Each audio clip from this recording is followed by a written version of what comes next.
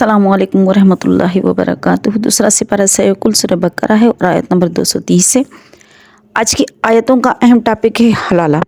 हलाला का क्या हुक्म है और हलाला किस वक्त होता है वाजिब, और हलाला जायज़ है या नहीं जायज़ है। पहले तो ये बात है कि आया इसको इस्लाम में शरीयत में हलाला का कोई कॉन्सेप्ट मौजूद है या नहीं है। इन सारी बातों के बारे में आज जो पढ़ेंगे वो हम इस आयत में वो यही पढ़ेंगे। औज़ु बिल्लाहि मिनश शैतानिर रजीम, बिस्मिल्लाहिर रहमानिर रहीम। फ़इन तल्लक़हा, अगर मर्द तलाक दे दे बीवी को, फ़ला तहिल्लु लहू मिन बादी, तो हिलाल नहीं है उसको वो औरत उसके बाद, हत्ता तनकिहा ज़ौजन गैरहू, यहाँ तक कि वो औरत किसी और मर्द से निकाह कर ले। फ़इन तल्लक़हा, फिर वो मर्द उसको तलाक दे दे, फ़ला जुनाह अलैहिमा, अब इन पर कोई गुनाह नहीं है यतराजा के निकाह करने आपस में। इन ज़न्ना, अगर इनको यकीन हो, अयुकीमा हुदूदल्लाहि, कि अल्लाह की हुदूदों को कायम रखेंगे, तोड़ेंगे नहीं, वतिल का हुदूदुल्लाहि, और अल्लाह की यही हुदूद हैं। युबय्यिनुहा, अल्लाह ताला ने उसको बयान कर दिया, लिकौमी यालमून, जानने वाली कौम के लिए, ताकि कौम जान सके। अब हलाला का बयान बता दूं कि हलाला कहते किसको हैं। मसला सूरत में आपको बता दूं क्या है। अगर एक शख्स अपनी बीवी को 3 तलाक़ें दे देता है, 3 तलाक़ों के बाद वो बीवी उसके लिए किसी भी सूरत में हिलाल नहीं, ना तो वो रुजू कर सकता है बग़ैर निकाह के, और ना ही दोबारा असर नो, जैसे कि तलाक़ बैन में था, असर नो दोबारा निकाह करके उस बीवी को अपने निकाह में नहीं ले सकता। यहाँ तक कि वो बीवी कहीं और शादी करे और उस मर्द के साथ रहे, फिर वो मर्द उसको तलाक दे दे या उस मर्द का इंतकाल हो जाए, तो अब ये बीवी उस शोर के लिए हिलाल होगी। हिलाला का कॉन्सेप्ट है सज़ा। एक तरीके से मर्द के लिए एक सज़ा है कि बीवी को जब वो छोड़ देता है, जो उसकी दस्तरस में होती है वो उसको छोड़ देता है, तो वो उसको वापस एकदम नहीं दी जाती है, यहाँ तक कि उसको सज़ा मिले कि वो कहीं और शादी करे, किसी और के साथ रहे। उसके ये चीज़ मर्द पर गिरां गुजरती है कि उसकी बीवी कहीं और रह कर आए। तो ये शरीयत में उसको सज़ा दी गई है कि भाई आपने उसकी कदर नहीं की और आपने गलत अपने हुकूक का इस्तेमाल किया, इसलिए अब आपको ये सज़ा बर्दाश्त करनी पड़ेगी। अब वो कहीं और शादी करे, उसके साथ रहे, फिर वो तलाक दे देता है या वो मर जाता है या कुछ और अपने तरीके से, जैसे कि दस्तूर के मुआफिक ज़िंदगी गुजर रही होती है, इससे फिर वो अपने पहले शोर के लिए हिलाल होती। अल्लाह ताला ये फरमाना चाहते हैं।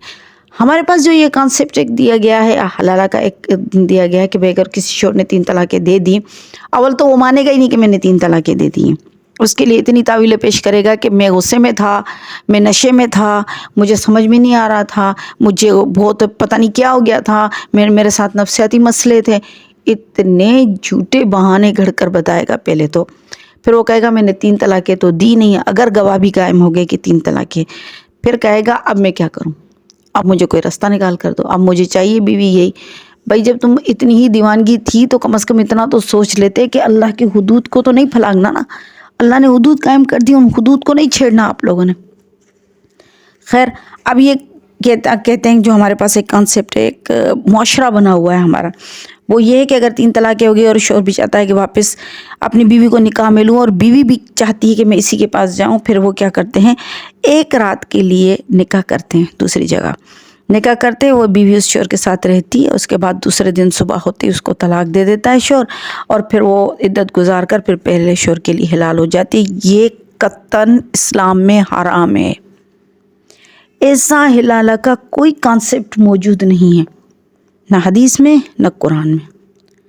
निकाह जो होता है वो रग़बत के तौर पर किया जाता है, कभी भी कारोबार के तौर पर या हिलाल हराम को जायज़ नाजायज़ करने के लिए नहीं होता है।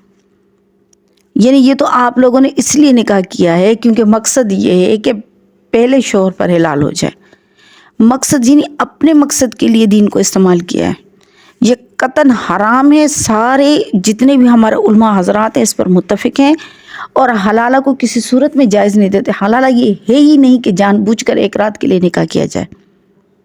हज़रत अब्दुल्ला बिन उमर रज़ियल्लाहु अन्हु से और हज़रत अब्दुल्ला बिन मसूद से भी एक रिवायत आती है कि उनसे जब पूछा गया कि ये इस तरीके से अगर कोई एक शख्स था, उसने अपनी बीवी को तलाक दे दी, तो उसके भाई ने इमीडिएटली उससे निकाह कर लिया ताकि मेरे भाई के लिए मेरी बीवी हलाल हो जाए और जल्दी मैं उसको तलाक दे दूँ।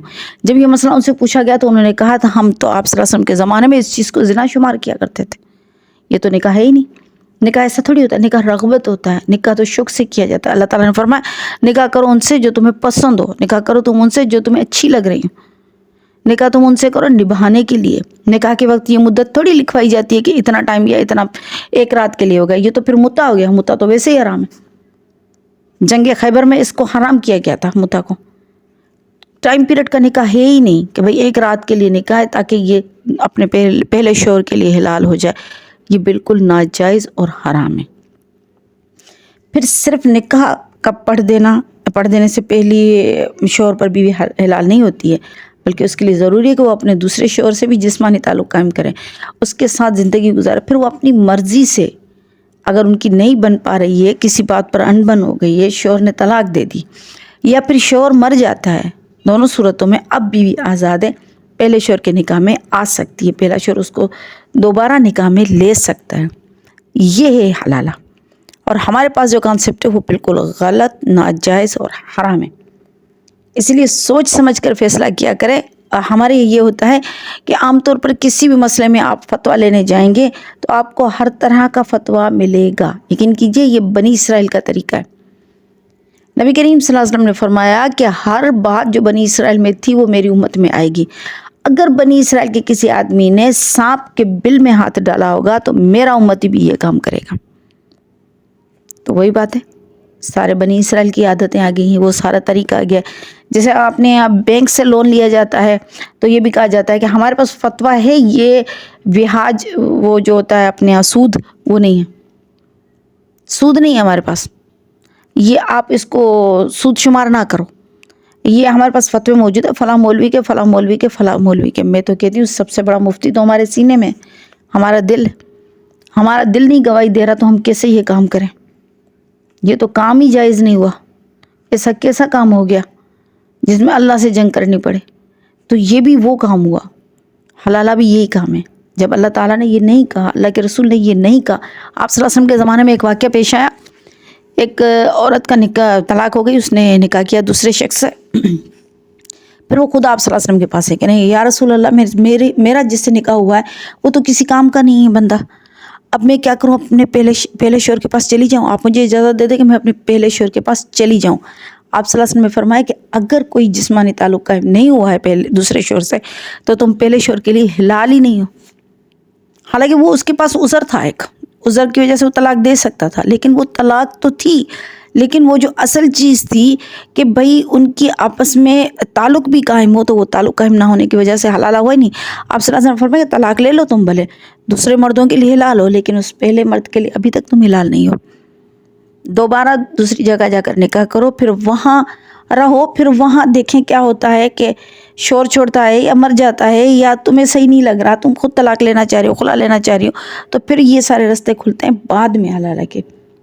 लेकिन खुद से ये करना कि एक रात के लिए निकाह कर लो और सुबह होते ही तलाक हो जाएगी ताकि पहले शौहर के लिए हिलाल हो जाए, यह कतन हराम है। शरीयत में इसका कोई कॉन्सेप्ट नहीं मिलता। अल्लाह ताला हमें सीधी समझ अता फरमाए, सीधी राह पर चलाए और दीन को समझने की तौफीक अता फरमाए। व आखिर दअवाना अनिल हम्दुलिल्लाहि रब्बिल आलमीन।